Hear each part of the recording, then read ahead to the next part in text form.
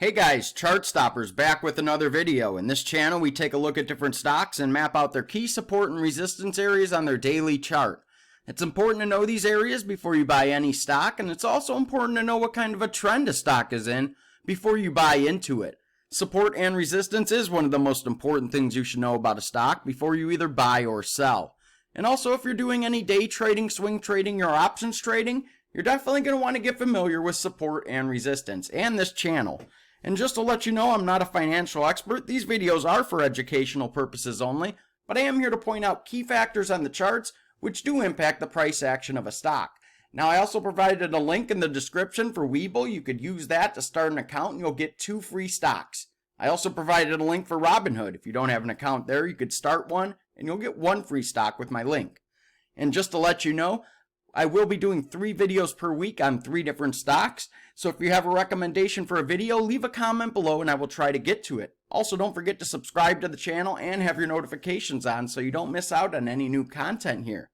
Okay, so let's get into the market today. Today is September 16th, 2021. It is Tuesday, or it is Thursday, I'm sorry. And you could see here the S&P 500 finished the day down 0.16%.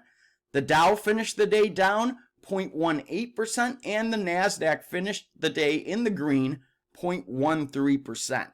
So pretty much a flat day today, not much happening. You could see that in the morning here there was a big sell-off, and then around 11 o'clock this morning there was the bottom, and then a lot of buyers came in to the market, and we recovered nicely. So you could see here in the morning there was a big sell-off, and it looked like it was going to be a pretty bloody day in the market. But around 11 o'clock here, a lot of buyers came into the market and actually finished the day up around the highs of the day here. So it all pretty much turned out to be a nice day in the market, not too bad. Okay, so let's get into the stock I wanted to take a look at today. Today I'm going to be going over Amazon. I've done a few videos on this one in the past. I'll provide a link in the upper right hand corner to the most recent one. You should be seeing that right about now, and you could go back and check that out if you want. And you could see how I got to where my chart is now. But today, Amazon is currently trading at $3,487.99. It was up $12.45 on the day, which was the equivalent of about 0.36%. Okay, on the week, it is down 0.4% so far. And on the month, it is actually up almost 7% at 6.96%. In the past 3 months, it is up 2.83%. And on the year, it is up 9.69%. Okay, so for Amazon, that's not really good for the past year over year.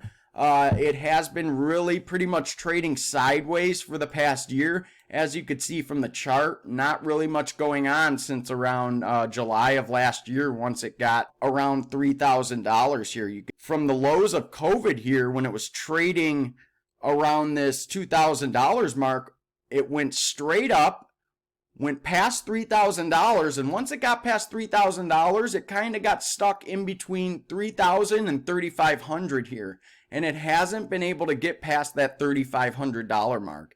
It briefly broke out of that $3,500 resistance, just briefly for about a month here, and then after its last earnings report, it broke back down and had a big gap down. And, they missed on their revenue. That's what caused a 7% gap down after their last earnings report. And, it dropped back down to 3,100. And now it's trying to recover from that earnings miss here. So let's get into the chart here. You could see the all-time high on the chart here is $3,773.08. And they hit that on July 13th of 2021, so earlier this year. That was right before earnings, so they had a nice run up right before earnings, and then they missed on their revenue, and they had that big fall. Okay, so going down our chart, it looked like we were going to have support from that all-time high around $3,557. This was our former major resistance area that we were stuck under for about the past year here, and you could see we hit this area a couple times once going back to September of last year. We hit it April of this year, and then we broke through around the end of June, okay? And then that's when we made that all-time high, and then we went right back under there after that earnings miss. And now, right now, it looks like back in the beginning of this month, we hit off of that resistance area again. So it looks like, you know, we topped out again at that resistance area in the beginning of September here, and we are on our way down from that resistance area. So we'll keep an eye on that, okay? Now going down our chart, we have another support area around 3,400. It looks like we just bounced off that area yesterday. As you could see, the wick coming off of this candle bouncing off of that $3,400 support. Now that's not a very strong support area, so I wouldn't count on that holding if we do get into a strong downtrend. And as you can see from my chart, this red trend line here is representing a downtrend that we are on right now, as you can see, coming from our all-time high. But we will talk about that in a minute. Now going down our chart, looking at our other support areas, I do have another one at 3,100, around $3,174. That is another support area that we do need to keep in mind. That is where we bottomed out at after missing that earnings report just recently here.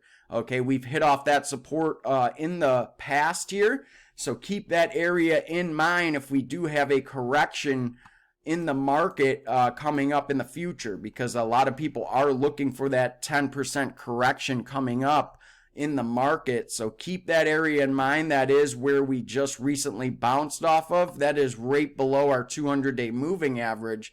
So that is a former support area in the past.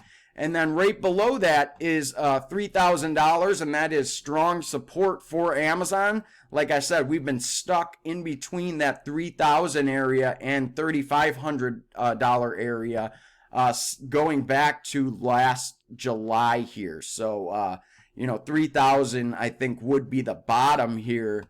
As you can see, we haven't dipped below there since last July. Okay, so let's take a look closer at our chart. Like I said, we are in a downtrend going back to hitting those all-time highs. As you can see, you know, this trend line is acting as resistance here.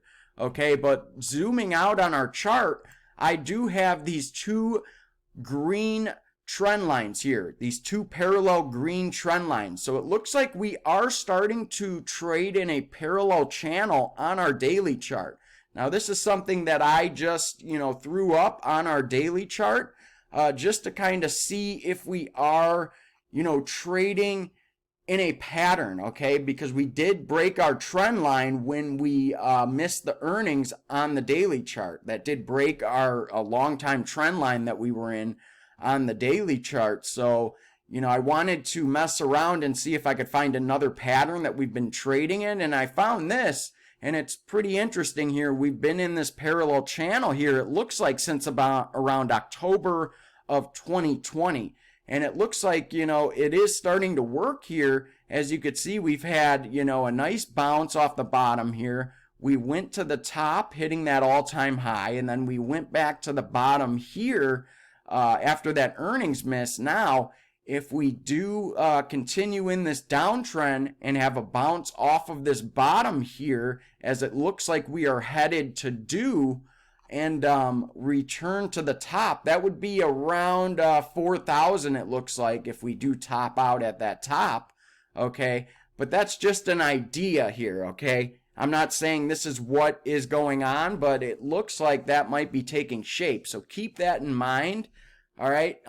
If you take a look at the weekly chart, it looks a little bit clearer that we are trading in here, because if you look at this weekly chart, there's only two candles that are outside of this channel. So that's why I went off of the weekly chart when I drew these parallel channel here, because you could see there's only two candles that are outside of this, and only one candle closes outside of this parallel channel.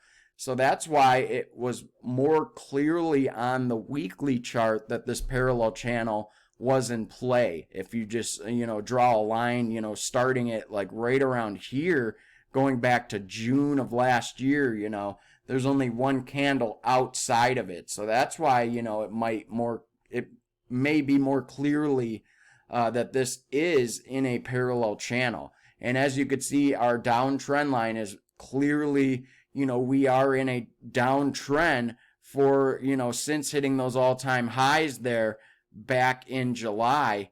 And as you can see, it looks like our 50-period moving average on our weekly chart is acting as support. As you can see, we did dip below there briefly after bottoming out when we missed the earnings, but we did quickly recover, and we have moved off of those lows nicely since then, okay? So we'll keep an eye on this, see how we finish up the week tomorrow. It looks like we're going to stay underneath this trend line here and to finish up the week. We'll see how next week goes. Hopefully we could get above this trend line and break out of this and start a new uptrend. It looks like we are also being supported by this 21-period moving average and our 8-period moving average right now. But if we lose these two moving averages here on our weekly chart, that might mean more downside to come, okay? So let's switch over to our 4-hour chart here, and as you can see from our 4-hour chart, you can see the nice bottoming out off of our support line, but you could also see that we are making lower highs coming off of that all-time high and the downtrend that we are on. So keep that in mind if you are trading this, that we are currently in a downtrend, and you are going to want to see this break that trend line before we look for this to go higher than that 35.50 resistance point right up here, okay? You're not going to see it go higher than this if it is stuck in this downtrend here. Once you see it break this trend line, okay, that's when you'll see it make higher highs and get past this here possibly, okay? So keep that in mind here. And also, if you look closer at this 4-hour chart, what do you see here? Okay, look closely at this right here. You see it? Looks like a head and shoulders pattern right in here with the head right here, okay, shoulder, and it looks like a shoulder forming on this side here, okay? You got a shoulder here, possibly a shoulder there. Okay, so just keep an eye on that as that's forming also, because you got a high here. All right, you got a higher high here, and if this if this fails to make a higher high on this side, that is a head and shoulders pattern. And you might see more downside over here, possibly, going down to this 3,000 area again, testing that again if we do see a market correction here. All right, so, just be careful if you are trading this. If you're a long-term holder or a long-term trader, with leaps or something, just be careful on that. Short-term, be careful also, because it is in a downtrend. So just keep that in mind, in the future. All right, so let's take one last look at our daily chart here. Let's take a look at our moving averages, and you can see our 200-day is down here.